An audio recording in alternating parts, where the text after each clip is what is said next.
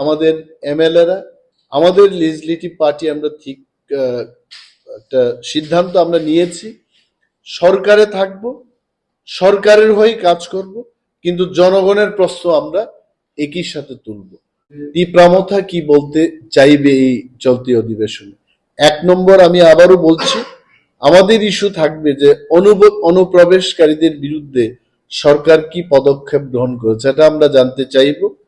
দুই নম্বর যে বিষয়টা আমরা জানতে চেষ্টা করব সেটা হলো যে কেন্দ্রীয় সরকার, ত্রিপুরা সরকার এবং তীব্রামথার মধ্যে যে ত্রিপাক্ষিক চুক্তিটা হলো তার বাস্তবায়নে কতটুকু অগ্রগতি হয়েছে সেটা আমরা সরকারের থেকে জানতে চাই।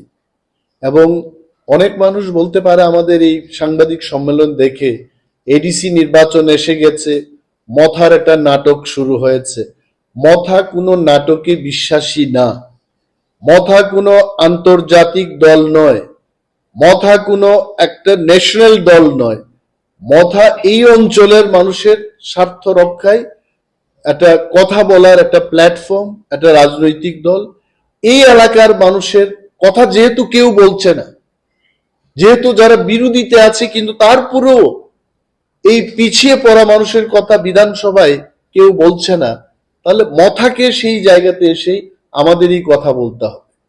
তো it is not to be misunderstood. Again, we are telling that Motha is in the government, and again Motha is talking against the government.